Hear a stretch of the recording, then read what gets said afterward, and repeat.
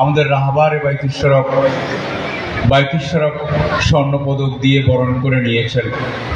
তিনি এখন আমাদের সামনে তার মূল্যবান বক্তব্য রাখবেন। শ্রোতারা তার কথা শোনার জন্য গভীর আগ্রহ করছে। আমি শিকদার ভাইয়ের কাছ থেকে তার স্বরচিত কবিতাগুলো শুনতে চাই। আচ্ছা, দু একটা শোনানো যাবে। হ্যাঁ, সম্পাদক দৈনিক যুগান্তর, ঢাকা। এখানে আমাদের মহিবুল্লাহ সিদ্দিকী ভাই জান্নাতের কথা বললেন, তো যে মাহমুদুর রহমান ভাই জান্নাতে যাবে, এবং এটা তো গ্যারান্টি। আমি মাহমুদুর রহমান ভাইকে বলি, ভাই আমার একটু দয়া করে নিয়ে, কারণ দোজকের আগুনে সিদ্ধ হইতে ভালো লাগবে না, এটা বাজে জায়গা, ওখানে যেতে কার ভালো লাগে বলেন? এইটা একটা দরখাস্ত তার কাছে রাখলাম একটু আগে। আর একদিকে আমি হজে গিয়ে আল্লাহকে বললাম যে মাহবুব, আমারে তুমি দোজকে দিবে না ভেস্তে দেবে, এটা তোমার সিদ্ধান্ত। তোমার সৃষ্টিকে তুমি যদি আগুনে সিদ্ধ করে আনন্দ পাও, ডু ইট। তুমি তোমার সৃষ্টিকে যদি ভেস্তে দিয়ে আনন্দ পাও, তখন আমারে পাঠাও। এগুলো কোনোটারে আমার কোনো মাথা ব্যথা নেই। আমার মাথা ব্যথা হলো যে যেখানে পাঠাও তার আগে যেন তোমাকে একবার দেখতে পাই, এই একটাই প্রার্থনা। আরেকটা প্রার্থনা করেছিলাম যে পাপ পুণ্যের জন্য তোমার কাছে আসি নাই, তোমার কাছে আসছি বাংলাদেশের মাথার থেকে জগদ্দল এই দৈত্য ডাইনি, এই ডাকাতটারে আমাদের ঘরের থেকে নামাও। আরেকটা কইছিলাম, বললাম যে এই যে আরব বিশ্বের যে রাজা বাদশাগুলো আছে না, এই হারামিগুলোকে তুমি কি দুনিয়ার থেকে সরাই দেওয়ার ক্ষমতা রাখো না? এই বাদশা রাজাদের হাত থেকে মুসলিম জাহানকে তুমি রক্ষা করো না। এগুলোর সঙ্গে আমেরিকার দালাল, ইসরায়েলের পা পোষা, মানে পোষা চাকর বাকরের মতো হয়। শুনতে খারাপ লাগে, কিন্তু এসছে যে ভদ্র ভাষা বলার দিন এখন আর নাই। যাই হোক, তো সেই দরখাস্তটা রয়ে গেল। আজকের যিনি সভাপতিত্ব করতেছেন, ভাবেন একটা মানুষ 30 বছর ঘুমায়নি, 30 বছর 200-250 মতো বই লিখেছেন, তো জান্নাত তো কনফার্ম। তার কাছে দরকার যে আমার একটু নিয়ে যান সাথে করে আর কি। কবি তো রসুল, আল্লাহ রসুল কবিদেরকে ম্যানেজ করার জন্য বলতেছে, আরে এই কবির মুখটাকেও বন্ধ করো না, এটা তো হাদিস, বারবার এটা চাচ্ছে সেটা চাচ্ছে। এইরকম একজন মানুষ, যার চোখের দিকে তাকিয়ে আমার একটু আগে মনে হচ্ছিল যে অতল গভীরতা, একটা প্রশান্তিময় শীতল শান্ত দিঘি, স্থির, অবিচল, অটুট। এবং বাংলাদেশের সবগুলো পীরদের ব্যাপারে আমার একটা অ্যালার্জি আছে, যদিও পীরদের মধ্যে অনেক পীর সাহেব আছেন আমাকে খুব স্নেহ করেন। অ্যালার্জিটা হলো যে তারা রাজতন্ত্র কায়েম করেছেন। পীর সাহেবের পরে তার পোলা পীর সাহেব, তার পোলা পীর সাহেব, তার পোলা পীর সাহেব, এই থিওরি ঘুরে ঘুরে একদম আরব দেশের মতো অবস্থা। ওইখানে আল্লাহর ডাকাডাকি কদ্দুর হয় আল্লাহ জানে, সেটা আমি তো জানি না, কিন্তু আর যাই কিছু জ্ঞানের চর্চা হয় না, অন্ধ তৈরি করা হয়, ব্লাইন্ড। বাইতুশরফ হলো সেরকম একটা দরবার যেখানে অন্ধ তৈরি করা হয় না, যেখানে চক্ষুষ্মান মানুষ তৈরি করা হয়। এই যে চক্ষুষ্মান মানুষ তৈরি করার ফ্যাক্টরি, এই ফ্যাক্টরির যিনি বর্তমান কান্ডারি, তার প্রতি অটুট অশেষ শ্রদ্ধা আমার।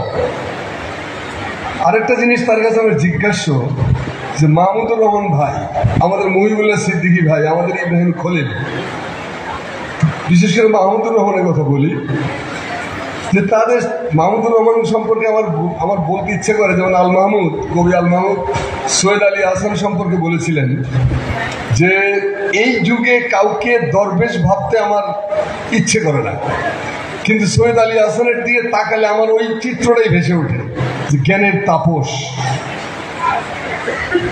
তো মাহমুদুর রহমানের দিকে তাকালে আমার ওটাই মনে হয় যে সাহস পৃথিবীতে বোধহয় একবারই দেহরূপ ধারণ করিয়াছে, অন্তত সাংবাদিকতা এবং বুদ্ধিবৃত্তির জগতে। সেই লোকটার নাম তো মাহমুদুর রহমান। এই যে সাহসের মূর্ত প্রতীক, এটাতে একদিন দুদিনে ঘটে, কেউ তাকে দয়া করে দানও করেন নাই, পুরোটাই তার অর্জন। তো সেই মানুষের সাথে আমার মতো রাস্তার ফকির, আমার আসল নাম হলো ফকির আব্দুল হাই শিকদার, তো ফকিরই ভিত্তি করে খেতাম। সাধারণ কবি, কে বাংলাদেশের কবিদের পোষে, কে গায়ে গুণ, এগুলোকে তো ধরেন সাধারণ জিনিস। এটা তো রসুলের যুগ না, এখানে হাসিনার যুগে 15 বছর গেছে। কবিদের মধ্যে বিরাট অংশের স্থাবকতা করে দালালি করে সাম্রাজ্যবাদ, আধিপত্যবাদ এবং ভারতীয় এই ভয়াবহ নীল নকশার কাছে আত্মসমর্পণ করেছে খ্যাতি প্রতিপত্তির লোভে। এরা তো বাংলাদেশের ইন্টেলেকচুয়ালদের বিরাট অংশ, 90%। এরা তো তারা যারা খ্যাতি এবং প্রতিপত্তির জন্য শয়তানের কাছে আত্মা বিক্রয় করেছে। সে আত্মা বিক্রয়কারী সম্প্রদায়ের ভেতরে দু একটা মানুষ আমাদের আশার আলো দেখিয়েছেন, প্রদীপ, জ্ঞানের, সত্যের, ন্যায়ের। সেটা হলেন আপনাদের রাহবার, আমাদেরও রাহবার। আব্দুল হাই নদভী, আল্লামা, শায়ক, এত তো আমরা জানি না, আমরা আব্দুল হাই নদভী ভাই। তো এরকম একজন মানুষ জ্ঞানের জন্য উৎসাহিত করতেছেন মানুষকে। তার প্রতি কতটা আমি বুঝি না যে আমাকে কেন চয়েস করা হয়েছিল, আমি ঠিক জানি না। এটা হয়তো তার হৃদয়ের মধ্যে কোথাও কোনো জায়গায় কোথাও আমার একটি স্থান ছিল, তারই প্রতিফলন ঘটেছে আজকের এই গুণীজন সম্বর্ধনা দেওয়ার ফলে। বহু সম্বর্ধনা পেয়েছি, বহু সম্বর্ধনা হয়তো আর পাবো না, কি পাবো জানি না, সব তো আল্লাহ জানেন। কিন্তু আজকের এই দিনটা আমার বহুদিন স্মরণীয় হয়ে থাকবে আমার জীবনে। এই কারণে যে আজকের থেকে 20 বছর আগে, 20-22 বছর আগে, তখন হযরত কুতুবউদ্দিন রহমতুল্লাহ আলাইহি সাহেব এটার দায়িত্বে ছিলেন। তখন ইরাকের ওপর আমেরিকায় আঘাত করতেছে যুদ্ধ, এবং সমস্ত আরব বিশ্ব আমেরিকাকে যোগান দিচ্ছে। ইরাককে ধ্বংস করার জন্য যা যা লাগে সব সাপ্লাই দিচ্ছে আরবরা। যেমন এখন গাজাতে মানুষ মেরে ফেললে পৃথিবীর যাই কিছু হোক না কেন, আরব বিশ্বের কোনো সমস্যা নেই। তারা কেউ ট্রাম্পকে বিরাট উড়োজাহাজ উপহার দিতেছে, কেউ পায়ে কদমবুসি করতেছে, কেউ পা চাটতেছে। এই তো আরব বিশ্ব।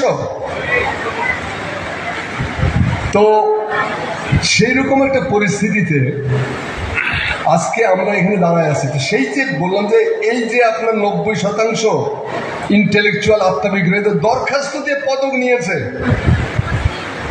তো কুতুবউদ্দিন সাহেবের সেই সময় তিনি আমাকে কেন সিলেক্ট করছিলেন আমি জানি না। আমাকে নিয়ে আসছেন, কি একটা চমৎকার অনুষ্ঠান ছিল, আমি ওনার পাশে বসেছিলাম। তো একটা বাচ্চা মাকে নিয়ে একটা গান গাচ্ছিল মঞ্চে, নিজের মাকে নিয়ে।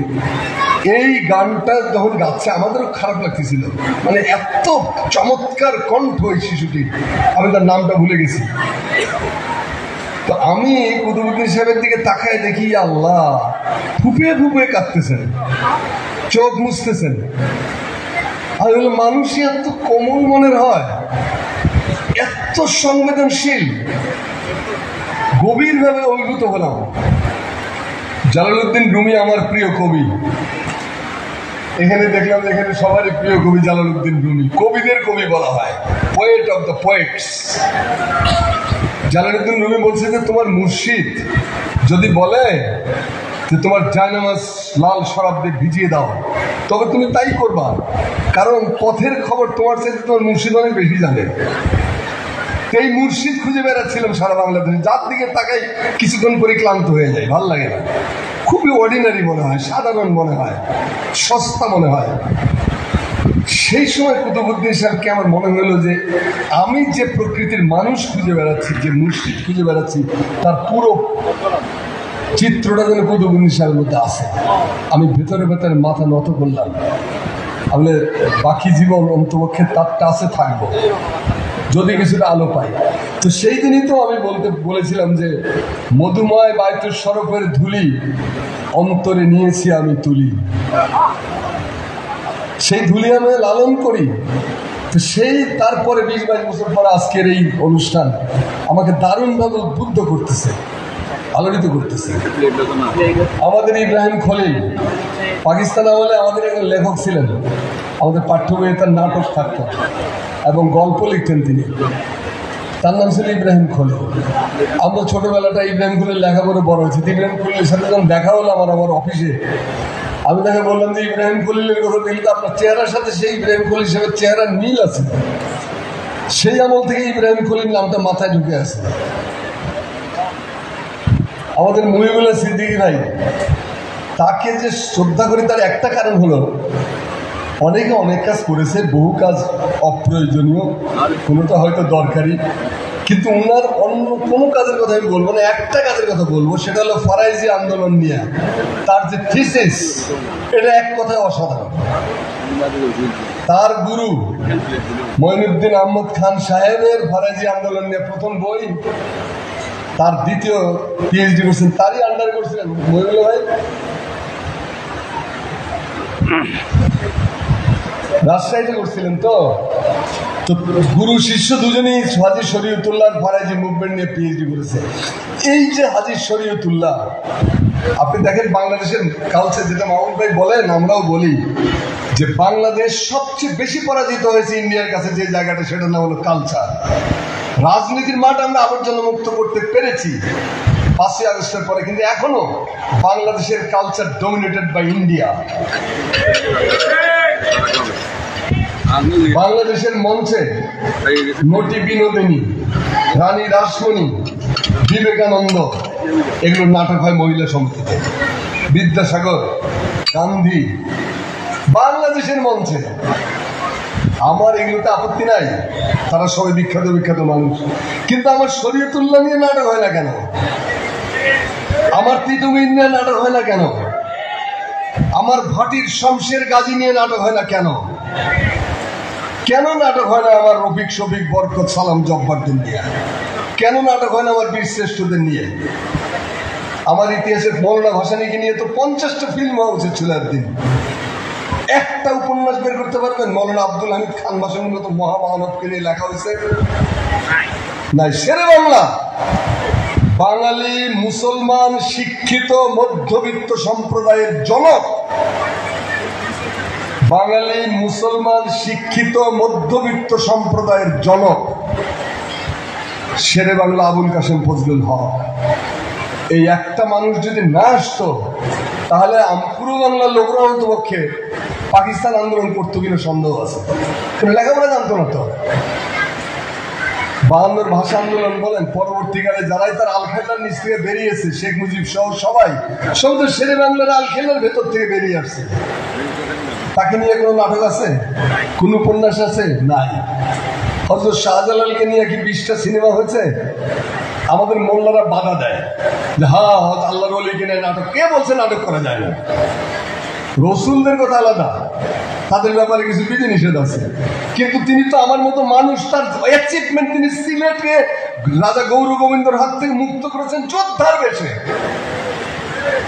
তিনি তো মসজিদে বসে তসবি টিপে আর নামাজ, নফল নামাজ পড়ে রাত কাবার করে দিয়ে হুলপুরের চিন্তায় দিন কাটান নাই। তিনি তো রেভুলেশন নিয়ে আসছিলেন। রেভুলেশন 4 খলিফার পরে যে কাউন্টার রেভুলেশনটা হয়েছিল উমাইয়াদের দ্বারা, সে কাউন্টার রেভুলেশনের ইসলামের মূল স্পিরিট তো ডিস্ট্রয় হয়ে গেল। তারপর তো রাজতন্ত্র চলে আসলো, ধ্বংস হয়ে গেল ইসলাম। কারবালার মাঠে আবার হর কারবালা কি বাত, ইসলাম জিন্দা হতা হ্যায় হর কারবালা के बाद, कत्ले हुसैन असले मर गए यजीद है, ইসলাম জিন্দা হতা হয় হর কারবালা के बाद। যদি ওই একটা মানুষ মাত্র 70 জন সঙ্গী নিয়ে এই দুর্বৃত্ত শাসনের বিরুদ্ধে রুখে না দাঁড়াতেন, আজকে আমরা কোথায় থাকতাম? এই শিক্ষা দিয়ে গেছেন কারবালাতে। কারবালার রক্ত যুগে যুগে কথা বলে আমাদের সাথে, আমাদেরকে ঘুমায় গেলে আমাদের জাগিয়ে রাখে। সেই শিক্ষা কোথায়? সেই শিক্ষা থেকে তো আমরা দূরে সরে আসছি। সেই শিক্ষার সাথে আমাদের কোনো সম্পর্ক নাই। বাংলাদেশটা ডুবে যাচ্ছে নৈতিক শিক্ষার অভাবে। বাংলাদেশের 90% সরকারি চাকরিজীবী ঘুষ খায়, পরিষ্কার ঘুষখোর। এই ঘুষখোর 15 বছরে যারা বাংলাদেশকে পাপের ভাগাড় বানিয়েছিলেন, 15 বছরে বাংলাদেশকে যারা এশিয়ার কসাইখানায় পরিণত করেছিলেন,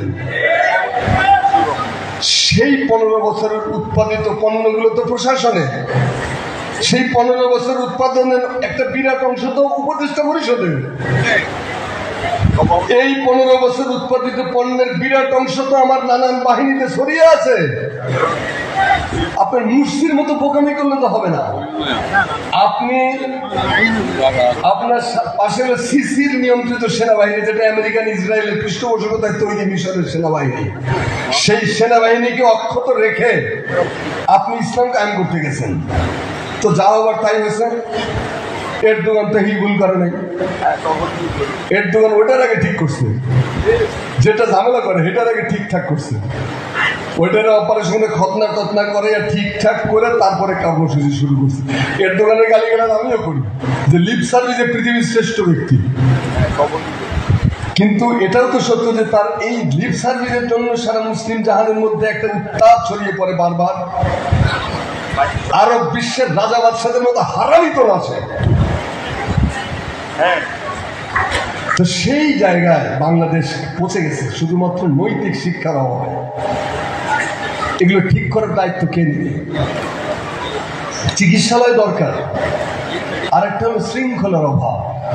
পুরো জাতির তরপাচ্ছে শৃঙ্খলার অভাবে, কোথাও কোনো ডিসিপ্লিন নাই। খালি ডিসিপ্লিন আর নৈতিক শিক্ষায় দুটো জিনিস যদি ফিরিয়ে আনা যায়, বাংলাদেশ কালকে আরেকটা রেভলিউশনের মধ্যে দাঁড়ায় যাবে। বাংলাদেশকে পায়ের নিচে দাবিয়ে রাখা যায় না। সেই শিক্ষার জন্য আমার শাহজালালের উপর নাটক দরকার, শাহজালালের উপরে আমার সিনেমা দরকার। এর জন্য হযরত শাহ আলী, এই যে পীরদের নিয়ে কথা বলে, সুফি সাধকদের নিয়ে, বাংলাদেশের যতগুলো ঐতিহাসিক মসজিদ, আপনার বাঘা, কুসুম্বা, সোনা মসজিদ, এরকম যত ঐতিহাসিক স্থাপনা আছে, আমরা কি জানি যেগুলো কি জন্য এই মসজিদগুলো এত বিরাট বিরাট, কেন এত বিখ্যাত হয়ে আছে? আর প্রত্যেকটা মসজিদ কেন্দ্রিক ছিল ইউনিভার্সিটি, জামিয়া। বিশাল বিশাল এরিয়া নিয়ে দেখবেন মসজিদগুলো। মসজিদটা কোনো রকম টিকে আছে, বাকিগুলো 200 বছরের ইংরেজ শাসনের দৃষ্টয় হয়ে গেছে। তো বক্তের খিলজি বাংলাদেশে ঢুকলেন, কোনো সমস্যা ভাই? কোনো সমস্যা? আচ্ছা, না অন্য মনস্ক হয়ে গেছেন আপনারা তো। আচ্ছা, বক্তের খিলজি যখন বাংলাদেশে ঢুকলেন, আপনি চিন্তা করতে পারেন যে তাকে ফলো করতে যে বাকি সেনাবাহিনীর পেছনে পড়ে গেছে, তিনি মাত্র 17 জন লোক নিয়ে রাজধানীতে উপনীত হলেন এবং বাংলা বিজয় হলো। ডিএল রায় লক্ষণ সেনের পলায়নের উপরে লিখছেন, ডিএল রায়ের কবিতা, যে 17 তরুণ তুর্কি জবে পৌঁছিল এসে বঙ্গেতে, লক্ষণ সেন তো দিলেন ঝম্প কচু খেতে এক লম্ফেতে। আহা, সে অপূর্ব পলায়ন কাহিনী, কেন যে আমরা যোগ্য ছন্দে আজও ভালো করে কাহিনী। কি অপূর্ব পলায়ন হাসিনা, কি সৌন্দর্য পলায়ন, চোখ জুড়ায় যায়। কি সুন্দর হাসিনা পলায় না। রাজনীতি ব্যর্থ প্রায়, রাজনৈতিক দলগুলো 15-16 বছর ধরে যুদ্ধ করতে করতে ক্লান্ত শ্রান্ত, সেই সময় ঝাঁকে ঝাঁকে রাস্তায় আল্লাহ আবাবিল পাঠিয়ে দিয়েছে। ঝাঁকে ঝাঁকে আব্রাহার বাহিনীকে যে আবাবিলকে পর্যুদস্ত করেছিলেন আল্লাহ, সেই রকম আরেক আবাবিল বাংলাদেশের জমিনে না হয়ে গেছে। দুধের বাচ্চা 9-10-এ পরে মাকে চিঠি লেখে, মা তোমাকে বললে তো তুমি আমাকে যেতে দিবা না, আমার বন্ধুরা সব মিছিলে, আমার ঘরে থাকতে ইচ্ছা করে না, আমি অস্থির হয়ে পড়েছি, আমি তোমাকে না জানিয়ে গেলাম, জীবনে যেরকম দোষ তৈরি করে থেকে ক্ষমা করে দিও, আর তুমি আমি যদি আর না ফিরে আসি আমার জন্য গর্ব করো, তোমার ছেলে দেশের জন্য শহীদ হয়েছে। এই দৃশ্য বাংলাদেশে 1000 বছর আর দেখা হয়নি কোনোদিন। আমি নিজে একজন মুক্তিযোদ্ধা, 1971 সালে মুক্তিযুদ্ধে অংশগ্রহণ করে সুযোগ, আমিও আমার মাকে এরকম চিঠি লিখতে পারিনি। এই দৃশ্য কেউ দেখছে যে বুলেটের সামনে দাঁড়িয়ে গেছে, বুক টান করে দাঁড়ানো বাংলাদেশ, শ্রদ্ধায় মাথা মতো হয়ে যায়, আমি আল্লাহ শুকরিয়া, তুমি এগুলো কি দেখাচ্ছ নমুনা, আমাদের জীবন দশাই পাপিষ্ঠ এই বালগাটখানায় তুমি এগুলো আমাদেরকে কি দেখাচ্ছ বাবু, তুমি পারো, তুমি পারো। সে আবু সাইদ। তারপরে আপনার চিন্তা করেন যে মাথার উপরে বুলেটের বৃষ্টি, টিয়ার শেল বাস্ট হচ্ছে, চারিদিকে অন্ধকার ধোঁয়া, এর মধ্যে একটা মানুষ বলতেছে পানি নেবে, পানি লাগবে, পানি, কিন্তু ইয়ার মুখের রণাঙ্গন, ইয়ার মুখের রণাঙ্গনে সেই দৃশ্যের কথা মনে পড়তেছিল যে পানির অভাবে তর পাচ্ছে কেউ, কিন্তু বলছে আমার লাগবে না, ওকে দেন, ও বলতেছে আমার লাগবে না, ওখানে আরেকজন বেশি কাতর। সেই ইয়ার মুখের যুদ্ধ। এই বাংলাদেশ শুধুমাত্র কালচারাল ফিল্ডে পিছিয়ে আছে। আমরা পলিটিক্যাল ফ্যাসিবাদের যে আইকন সেইটাকে পরাজিত করতে পেরেছি, কিন্তু কালচারাল ফ্যাসিবাদের যে আইকন সেইটা আমাদের ঘাড়ের উপরে এখনো বহাতে আছে। এই কালচারাল আইকনকে অপসারণ করে সত্যিকারের সুন্দর বাংলাদেশ নির্মাণ করার এখনই সময়। আমাদের বাংলাদেশের একটি চ্যানেলও ইন্ডিয়াতে দেখানো হয় না। বলে কি যে আমাদের কেবল অপারেটর ইন্টারেস্টেড না, তারপরে বলে যে না বাংলাদেশি চ্যানেল এখানে দেখালে আমাদের নিজস্ব চ্যানেলগুলো আমাদের নিজস্ব সংস্কৃতি বিনষ্ট হবে, ক্ষতিগ্রস্ত হবে। ভালো কথা, তো তোমরা কি পাঠাচ্ছ? আমার অনাবৃত গলির আকাশ থেকে গলিত পুজের মতো ইন্ডিয়ান চ্যানেলগুলো আমার সমাজকে, আমার ঘরকে, আমার ছেলে মেয়েদেরকে ড্রাগ এডিক্টেড করতেছে, পরকীয়া শেখাচ্ছে, নষ্টামি শেখাচ্ছে, ভ্রষ্টামি শেখাচ্ছে, বদমাজি শেখাচ্ছে, লাম্পট্য শেখাচ্ছে। আমার সরকার নিঃশব্দ। হাসিনার আমলে এক লয়ার সাহেব গেছিলেন হাইকোর্টে, এটার উপরে কথা বলা হলে খারিজ করে দিয়েছে মামলা। কারণ বাপের নাম ইন্ডিয়া, ইন্ডিয়া আব্বার বিরুদ্ধে কি করে আমরা এই আইনটা জারি করি, রুলটা দেই? আব্বা তো অসন্তুষ্ট হবে। তো এখন তো সকাল, এখন কেন সে আইনগুলো হয় না? আমি ভাই এই গল্পটা সব জায়গায় বলে আপনাদেরকে একটু বলি যে নৈতিক শিক্ষার প্রয়োজনীয়তা কোথায়। 83-84 সালে সম্ভবত জাতিসংঘ স্পন্সর একটা এনজিও বাংলাদেশে ধর্ষণকারীদের উপরে একটা জরিপ চালিয়েছিল। সে 83-84 সালের কথা, ধর্ষণ। তো এই ধর্ষণে আমি একজন মেম্বার হয়ে গেছিলাম আর কি। তো প্রায় 13-14টা কারাগার আমরা ঘুরলাম যারা ধর্ষণের দায়ে অভিযুক্ত। আমি দেখি তারা খুঁজতেছে মাদ্রাসার ছাত্র আছে কিনা, মাদ্রাসার শিক্ষকরা আছে কিনা। অবাক ব্যাপারে 13টা ইয়ের মধ্যে 70-80 জন পেয়েছিলাম আমরা, একটা লোক মাদ্রাসায় এডুকেটেড না। একটা মানুষও মাদ্রাসায় পড়ে নাই। মাদ্রাসার কোন ছাত্র মোড়ের মধ্যে দাঁড়িয়ে মোটরসাইকেলের উপরে এক ঠ্যাং তুলে ওই 3 তলায় একটা টুনটুনি পাখি আছে, ওই পাখি দেখে সিগারেট টানে, এরকম কোন মাদ্রাসার ছাত্র আছে? মাদ্রাসার ছাত্ররা মিথ্যা কথা বলে আমি দেখিনি। এখনকার ছাত্ররা বলে কিনা আই ডোন্ট নো, বাট আমার চোখে কখনো পড়েনি তারা মিথ্যা কথা বলে। তারা বিনয়ী, তারা ভদ্র, তারা সভ্য, তারা নৈতিক শিক্ষায় শক্তিশালী। এই যে নৈতিক শিক্ষার ট্রেনিংটা বাইরের সরকার থেকে দেওয়া হয় এবং অন্যান্য মাদ্রাসাগুলোতে দেওয়া হয়, এগুলোকে একটা আমব্রেলার নিচে নিয়ে আসে। আল্লাহ এক, রসুল এক, কোরআন এক। বাংলাদেশে ইসলাম ভিত্তিক রাজনৈতিক দলের সঙ্গে 500। সমস্যাটা কোথায়? আমার ইরান এয়ারপোর্টে জিজ্ঞেস করছিল যে মিস্টার শিকদার আপনি কি শিয়া?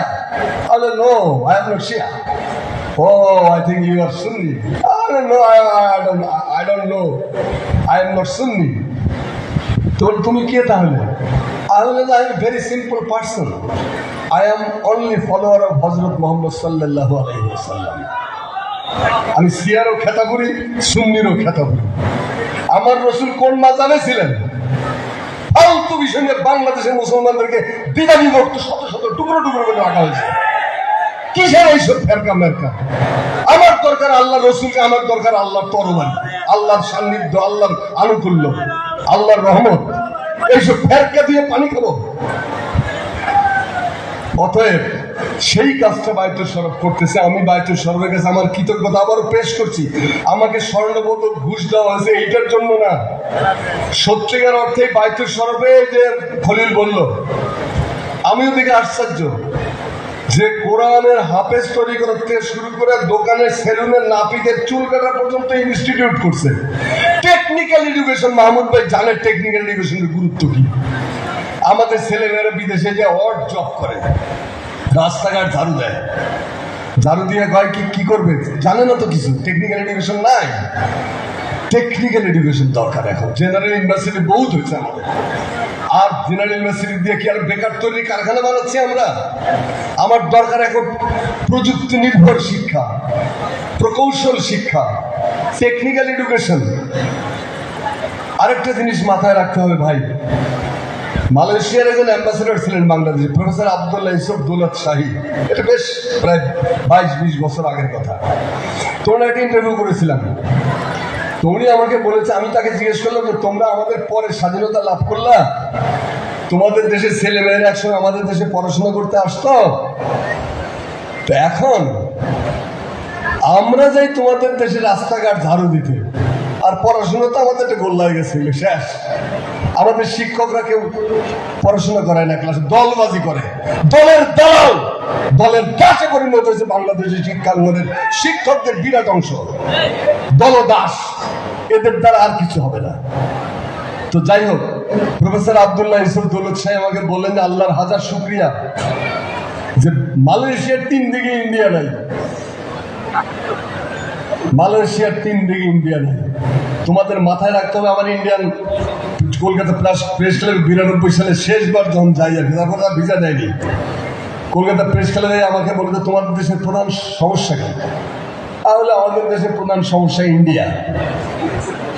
বলে তোমাদের দেশের তোমাদের প্রধান শত্রুকে? তাহলে ইন্ডিয়া। তোমার দেশের মানুষের কি সবকিছু ইন্ডিয়া নিয়ন্ত্রণ করে? আমি জি, বিরাট অংশে ইন্ডিয়া নিয়ন্ত্রণ করে। বলে তো তবে তো ইন্ডিয়াই করে, তো তোমরা কি করো? আমরা বলি যে আমরা পরস্পরকে গালাগালি করি, বাস দায়িত্ব শেষ। দুর্মুসপিটা করতে হবে, হামানদিস্তার মধ্যে নিয়ে ইন্ডিয়ান কালচারকে চূর্ণ বিচূর্ণ করতে হবে, নইলে বাংলাদেশ টিকবে না। রাজনৈতিক সফলতা যতই আসুক, মুসলিম লীগের মতো ভুল করা যাবে না। 47 বারে মুসলিম লীগ কি করেছিল? মুসলিম লীগ তো পাকিস্তান তো হায় পেয়ারা পেয়ারা পাকিস্তান হায় হামারা, ইস মুসলিম লীগ ক্ষমতায়, আর কালচার দিয়ে কি হবে? কালচারের 12টা বাজায় গেছে। একমাত্র রাষ্ট্রপ্রধান শহীদ প্রেসিডেন্ট জিয়াউর রহমান, একমাত্র ব্যক্তি দেশের রাষ্ট্র ক্ষমতায় যারা আসছিলেন তাদের মধ্যে কালচারটাকে তিনি বুঝেছিলেন। সেসব বিরাট বক্তৃতার ব্যাপার, ওইদিকে আমি যাচ্ছি না। আমি শুধু বলবো যে ভাই তো সরকারের কাছে আমার কৃতজ্ঞতা, আমাকে এই 2-4টা কথা বলার সুযোগ দিলেন। আমি বললে সারা রাত চালাতে পারবো, আমার কোনো সমস্যা নেই। তবে একটা কথা বলি ভাই, বায়তুল শরফের আমার আগে প্রায় 4-5 জন কবিকে সম্মানিত করা হচ্ছে। এর মধ্যে সৈয়দ আলী হাসান আছেন, এখন আমার পীর সাহেব। এর মধ্যে আল মাহমুদ আছেন, আমার আরেক পীর। এর মধ্যে মতিউর রহমান মল্লিক আমার জানি দোস্ত ছিলেন, আব্দুল আলিম খান। এই যে কবিদের প্রতি তাদের যে একটা দরদ এই দরবারের, এইটা আমাকে অশ্রুসিক্ত করে, কারণ বাংলাদেশে এই কালচার এখন আর নাই। তো সেইটা ইরানে গেছিলাম কবি হাফিজ এবং শেখ সাদির উপর ডকুমেন্টারি করার জন্য। তো ডকুমেন্টারি করতে যে হাফিজ তো ধরেন হাফিজই, গেলাম শেখ সাদি, বাবাখুই পর্বতের পাদদেশে শেখ সাদির অসম্ভব সুন্দর পাহাড়ের পাদদেশে ঘন সবুজের মধ্যে শেখ সাদির সমাধিসৌধ আর মসজিদ। তো গেটে ঢোকার সময় দেখি, আমি কি লেখা, আমার গাইডকে বললাম, বলে যে এখানে লেখা সাদির কবিতার একটা লাইন, যে সাদির কাছে এসে, মানে শেখ সাদির কাছে এসে তুমি পাবে ইরানের আত্মার ঘ্রাণ, এমনকি 1000 বছর পরেও যদি আসো। ইয়া আল্লাহ, আমি 1000 বছর পরে এসেছি। তারপরে গেলাম মসজিদে নামাজ পড়লাম, শুক্রিয়ার আওয়াজে শেখ সাদির মাজারটা আল্লাহ দেখাইছে আমাকে। তাহলে মাহবুব, এই যে একটা কবি সারা পৃথিবীর 140 কোটি মুসলমানের মধ্যে কমপক্ষে 100 কোটি মুসলমান দিনে অন্তত 5 বার এই কবিতার 4টা লাইন পড়ে। তার লেখা কবি, আমরা ছোটবেলায় জানতাম এটা আরবি কোরআনের অংশ, পরে দেখি বালাগালুলা বে কামালিহি কাসাফাত দুজাবে জামালিহি হাসনাত জামিউ কিসালিহি সাল্লু আলাইহি ওয়া আলিহি। এটা শেখ সাদির কবিতার লাইন। তাহলে মাহবুব, শেখ সাদিকে তুমি এমন অমরত্ব দান করেছো যে সারা পৃথিবীর মুসলমানরা নামাজের সময় এমনিতে সামনিতে এই 2-4টা লাইন বলে। তো তোমার কি ইচ্ছে করে না আব্দুল্লাহ শিকদারকে এরকম 4টা লাইন দান করে দিতে? দিলে তোমার সমস্যাটা কি? তোমার কি টাকা পয়সার সমস্যা হবে? তোমার কি দয়ার ভান্ডার কমবে? দাও না আমাকে 4টা লাইন উপহার। তারপরে বললাম, মাহবুব, জাতিসংঘের গায়ে পৃথিবীর একমাত্র কবি শেখ সাদি, যার একটা লাইন লেখা আছে, সেটা হলো যে সমগ্র মানব জাতি একটি অখণ্ড অস্তিত্ব, এর একটি অঙ্গে আঘাত লাগলে সর্ব অঙ্গে অনুভূত হয়। জাতিসংঘের গায়ে খোদাই করা পৃথিবীর একমাত্র কবি শেখ সাদির লাইন, এই লাইন দুটা মাউথ দেও নাকি ভিক্ষা টিকে দাও। তবে বাইশকে বলবো যে আমার জন্য দোয়া করবেন। আমি এখন 70 ক্রস করতে যাচ্ছি। আর যেটা আমার মহিলা ভাই বললেন, যার তো ভাটার টার এখন হাড় মাংস আস্তে আস্তে শিথিল হয়ে আসতেছে। তো এই সময় মরার আগে যদি 3-4টা লাইন লেগে যেতে পারতাম যে মামু, আমার সমস্ত জীবনের বিনিময়ে, আমার সমস্ত সৃষ্টির বিনিময়ে তুমি যদি আমরা এমন 4টা লাইন উপহার দিতা যে আমার মৃত্যুর হাজার হাজার বছর পরেও মানুষ শ্রদ্ধার সঙ্গে ভালোবাসার সঙ্গে আমার লাইনগুলো পড়তো, এইটুকু তোমার কাছে চাওয়া। তারপরে দরবারে বলে যে হুজুর আপনি আমার জন্য দোয়া করবেন, এরকম 4-5টা লাইন যেন লিখে যেতে পারি। এর বেশি আমার আর কিছু চাওয়া নেই আল্লাহর কাছে। আর বাংলাদেশের জন্য ক্রন্দন করি, আফসোস হয়, তবে শান্তিও লাগে যে এতটা 15টা বছর অমানুষিক নির্যাতনের শিকার হয়েছি আমরা। মাহমুদ ভাইয়ের তো কোনো তুলনাই নাই, আমরাও তো কম নির্যাতিত হই নাই। চাকু দিয়ে বুক ছিঁড়ে রাস্তায় ফেলে রেখেছে আমাকে, আমার মেয়ে ছেলে সবগুলো নির্যাতিত হয়েছে, অমানসিক নির্যাতনের শিকার হয়েছে।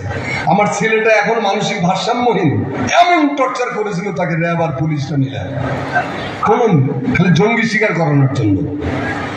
এই বাংলাদেশ তো আমরা পার হয়ে আসছি। সেই বাংলাদেশের আকাশে আবার দুর্যোগের ঘনঘটা, তার শ্যামল প্রান্তরে রক্তের আলপনা, জাতির সৌভাগ্য সূর্য আবার অস্তাচলগামী। রুগ্ন সন্তান শিওরের অনুত্তমানা জননী নিশাবসনের জন্য প্রহর গণনায় রত। কে তাকে দেবে আশা, কে তাকে দেবে ভরসা, কে বলবে মাগো জাগো। কোটি কোটি সন্তান হিন্দু মুসলমান প্রাণ দিয়ে রোধ করবো আজ মরণের অভিযান। এই যে শচীন সেনগুপ্তের নজরুল সম্পাদিত এই নাটকের ডায়লগটা বললাম, এই অবস্থাটা বাংলাদেশে আবার। আমরা ঘুমালে, আমি আমার কবিতাটা একটু পড়ে শোনাবো আপনাদের, যে যদি জুলাই চেতনা ঘুমিয়ে যায় বাংলাদেশ থাকবে না। এই বিজয় টেম্পোরারি বিজয় পরিণত হয়ে যাবে। এখনই জুলাইয়ের ছোট ছোট ছেলে মেয়েগুলোর ব্যাপারে তুচ্ছ তাচ্ছিল্যের কথা শুনিয়ে গেল, যা খুব কষ্ট দেয়। রাজনৈতিক দলগুলোর কাছে, বিবেকবান মানুষের কাছে হাত জোর করে প্রার্থনা করব, নিজেদের ক্ষুদ্র ক্ষুদ্র স্বার্থের জন্য জুলাই চেতনার এই ঐক্যবদ্ধ স্পিরিটকে ডিস্ট্রয় করবেন না, তাহলে বাংলাদেশ থাকবে না। বাংলাদেশের কালচারকে পাপ মুক্ত করতেই হবে। ইন্ডিয়ান হেজিমনি থেকে বাংলাদেশের কালচারে মুক্ত করে বাংলাদেশের মানুষের চাহিদার সাথে সামঞ্জস্য বিধান করে সংস্কৃতির সৌধ নির্মাণ করতে হবে আমাদের। তো একটা কবিতা শোনাই হুজুর। আমার সমস্যা হলো বড় অডিয়েন্স দেখলে কথা বলতে ইচ্ছে করে। আমি এবার এর বলতে ভুলে গেছি আমাদের অলিউল্লাহ ভাইরে যে যদি বেশি লম্বা করে আমাকে টানবেন পেছন থেকে, সিরকুট দিয়ে মেজাজ খারাপ হয় আমার। পিছন থেকে টানলে কেউ দেখলো না, বুঝলেন না?